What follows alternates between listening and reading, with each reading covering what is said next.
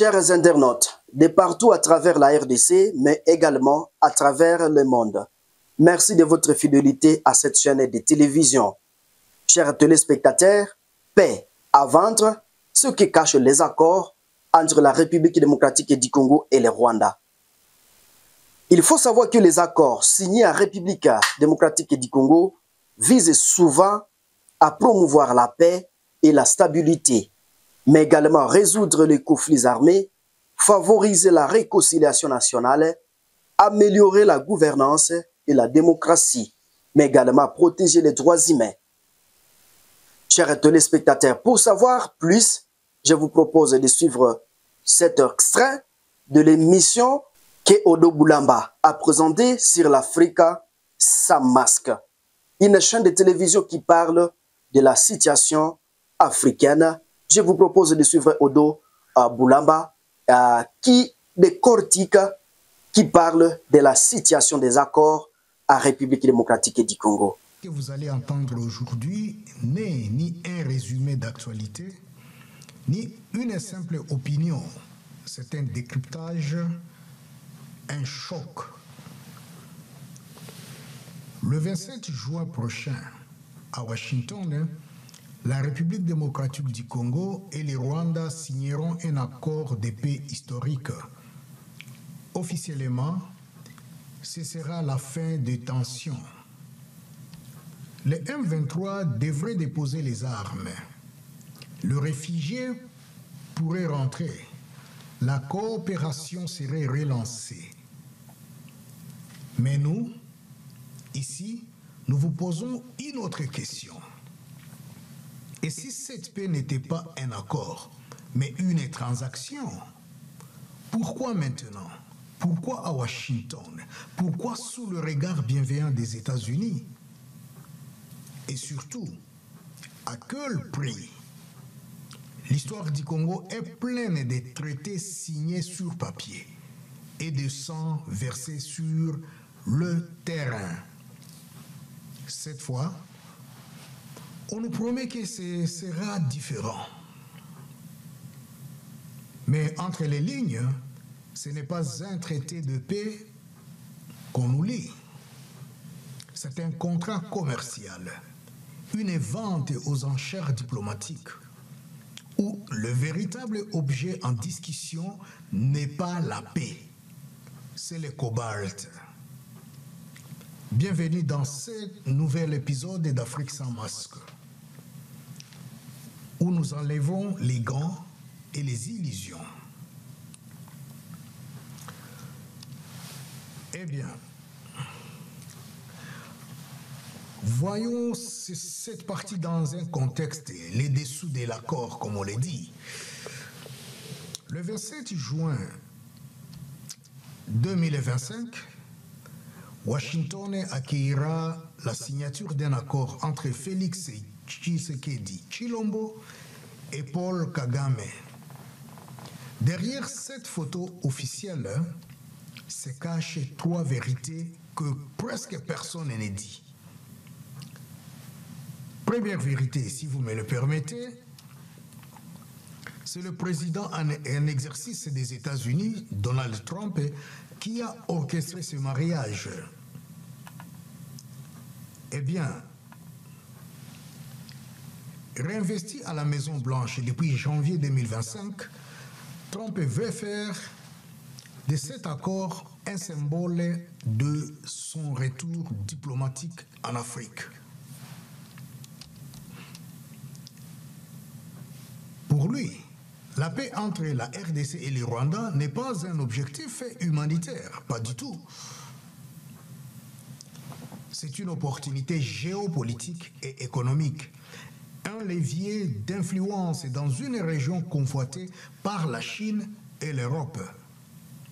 Deuxième vérité, Paul Kagame sort gagnant sans tirer une balle.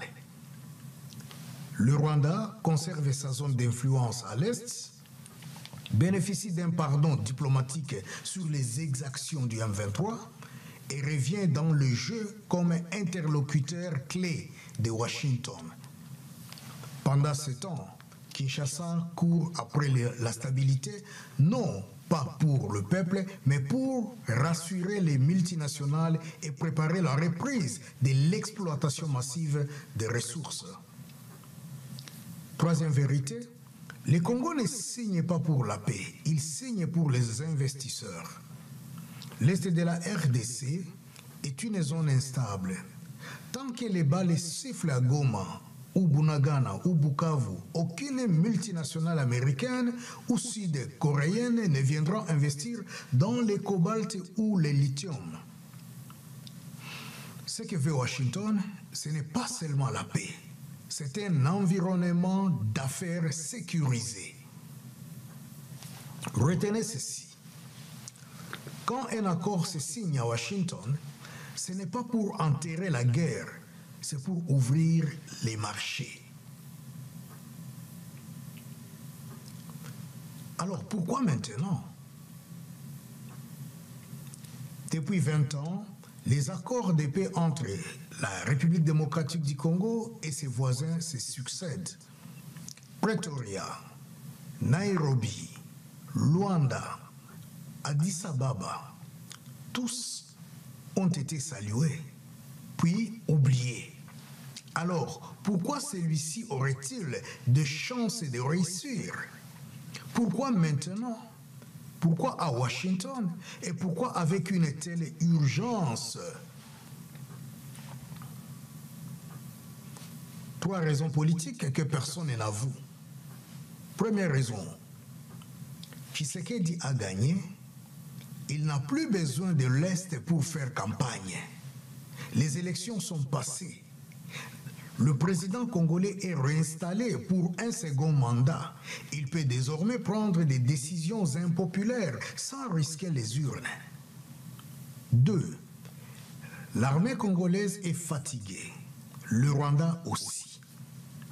Après des mois de combats acharnés, à Rutshuru, Masisi, Oussake ou encore ailleurs, ni les M23 ni la FARDC n'ont réussi à prendre un net avantage.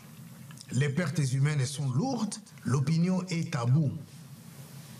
Et Kigali commence à payer le prix diplomatique de son silence sur les massacres. 3. Les États-Unis veulent reprendre le contrôle du jeu africain. Face à la montée de la Chine dans les mines, à la présence russe dans certains pays d'Afrique centrale et à l'incertitude européenne, Washington cherchait à verrouiller ses accès aux métaux stratégiques. Cette paix, en réalité, n'est pas pour les Congolais. C'est un prérequis pour des projets miniers, logistiques et militaires. Laissez-moi vous donner une image forte, si vous voulez bien. Les diplomates signent la paix avec des stylos et les peuples, eux, la payent avec leur silence. Un deal sous influence minière. On parle des paix.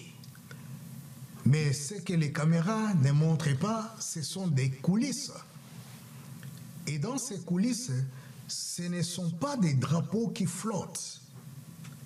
Ce sont des actions minières, des contrats, des cargaisons de cobalt, de lithium et de coltan. Derrière les mots paix, il y a un autre mot, production. Produire du cobalt, c'est facile.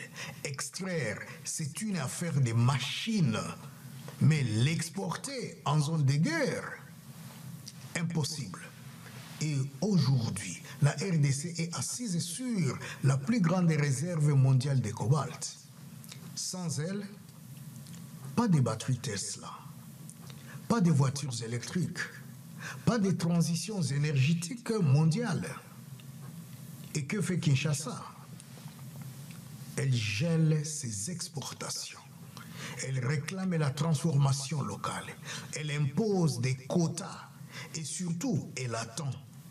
Elle attend que les grandes puissances comprennent que sans stabilité à Goma, il n'y aura jamais d'usine à Kolwezi. Ce que Kagame veut, c'est la frontière. Ce que Tshisekedi veut, c'est la garantie. Et ce que Washington veut, c'est les cobalt. Retenez ceci. Quand la guerre ralentit les cargaisons, la paix devient un produit d'exportation. Mais alors, ça nous avance vers la transition d'une autre partie que j'appellerais peut-être militaire. Si tout cela se négocie pour le cobalt, que devient le véritable champ de bataille? Le M23 disparaît-il ou se transforme-t-il en sentinelle invisible de ces marchés miniers pacifiés?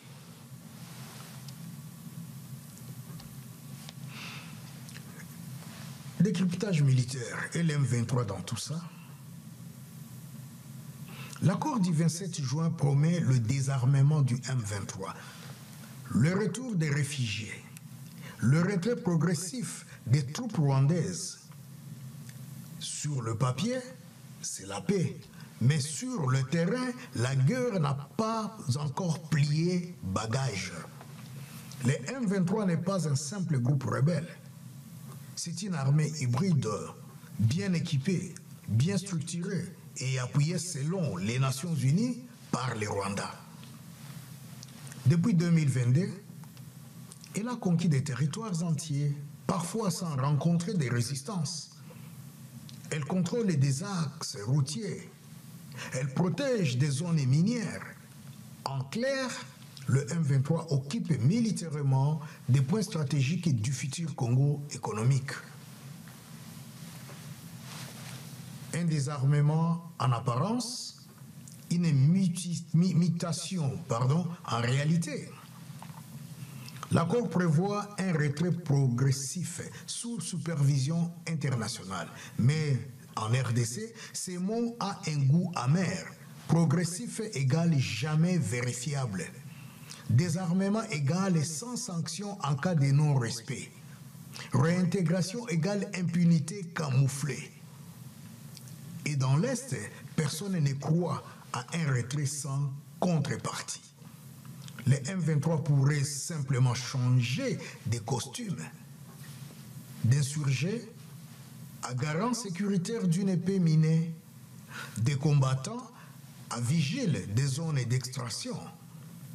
Ce que personne ne dit. En réalité, le M23 fait déjà partie du marché.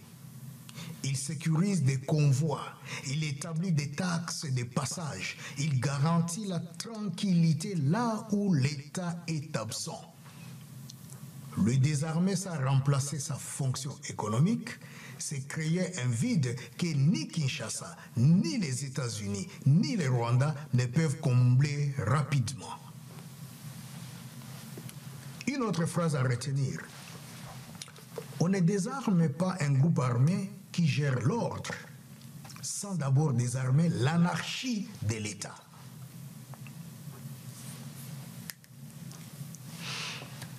Ce que les autres ne disent pas, l'accord comme scénario géopolitique.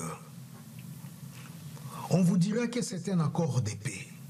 On vous dirait que c'est une victoire pour la diplomatie africaine. Mais en réalité, ce n'est ni africain, ni pacifique, ni neutre. C'est un scénario géopolitique rédigé à Washington, imprimé à Kigali et signé à Kinshasa, sans jamais avoir été lu par les Congolais. Une stratégie inspirée du modèle Abraham. En 2020, les États-Unis ont orchestré un accord de normalisation entre Israël et les Émirats arabes unis. En échange, des promesses économiques, des contrats de défense, des investissements. Aujourd'hui, on applique la même logique à l'Afrique centrale. On échange la paix contre des garanties minières. On promet des projets contre le silence sur les crimes. On intègre les ennemis dans le système pour sécuriser le flux. C'est une diplomatie transactionnelle, pas transformationnelle. Où est l'Union africaine? Où est les Surgel? Où est la SADC? Ce qui choque dans cet accord, ce n'est pas seulement son contenu, c'est son absence totale des cadres africains. L'Union africaine est absente, la Surgel est silencieuse, la SADC est spectatrice, l'OIF venu visiter l'Est début juin s'est contenté de saluer les efforts de dialogue. On assiste à une privatisation diplomatique de la paix congolaise. Le Congo devient un terrain tampon entre puissances, si vous voulez bien. Ce que l'Occident veut, c'est un Congo calme pour exploiter. Ce que la Chine veut, c'est un Congo fiable pour continuer à produire. Ce que le Rwanda veut, c'est un Congo perméable à ses intérêts. Et ce que les Congolais veulent, personne ne leur a demandé. Retenez encore, quand un accord est signé sans toi, ce n'est pas un traité, c'est une mise en scène. Le poids du peuple, c'est ce que pensent vraiment les Congolais. Il y a une chose que les diplomates oublient toujours. On ne fait pas la paix pour un peuple sans l'écouter. Aujourd'hui, dans les rues de Goma, Bukavu, Butembo ou Beni, ce n'est pas la liesse, ce n'est pas l'espoir, c'est le scepticisme, la méfiance, la lassitude. Encore un accord, les Congolais ont vu passer des dizaines d'accords. À chaque fois, on leur promettait la fin des violences. À chaque fois, la guerre est revenue, plus brutale, plus silencieuse, plus stratégique. Chers téléspectateurs, merci de nous avoir choisis. Et si vous avez besoin de suivre l'intégralité de cette émission de la chaîne Africa sans masque, n'hésitez pas d'aller sur cette chaîne de télévision, mais également de vous abonner. Je suis Mwanampendi Monzekele à la présentation.